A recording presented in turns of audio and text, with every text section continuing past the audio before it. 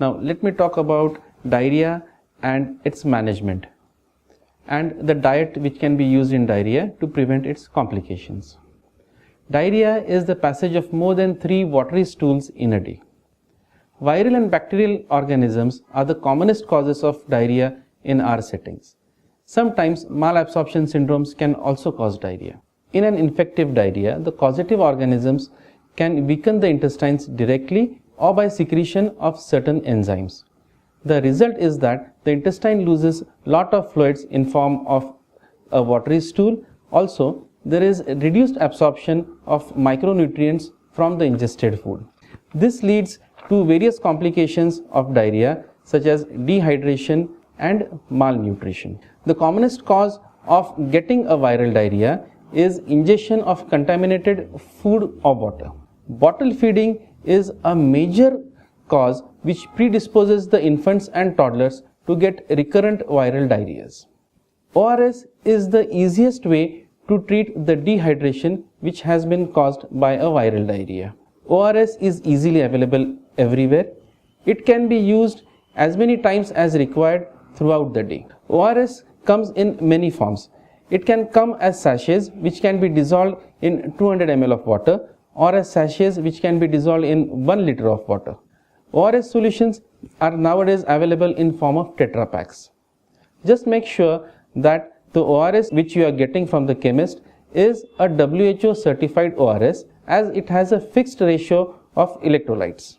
WHO certified ORS can be used throughout the entire duration of the illness. If we are using the ORS in a powdered form, just make sure that it is dissolved in the desired quantity of water.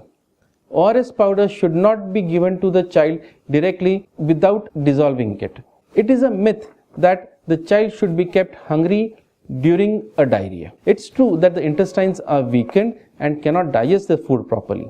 There is a special diet which is to be given to children who are suffering from diarrhea. This diet has to be given in small quantities many times in a day. This is done so that the intestine can gradually come back on track and digest the food slowly. It may take as long as 3 to 5 days for the diarrhea to come under control.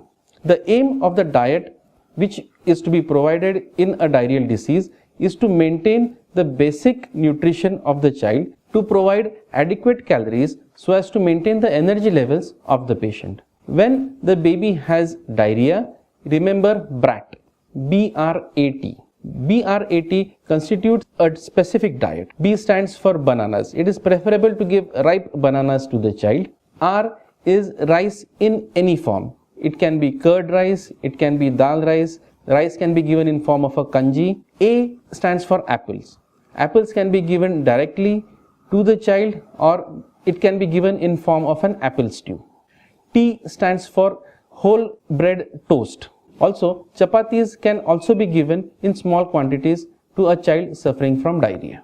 If the diarrhea goes on for a very long time, then a lactose-free diet can be given to a child. Other foods which can be given to a patient of diarrhea to cause bulking up of the stools and hardening of the stools are potato and yogurt or curds.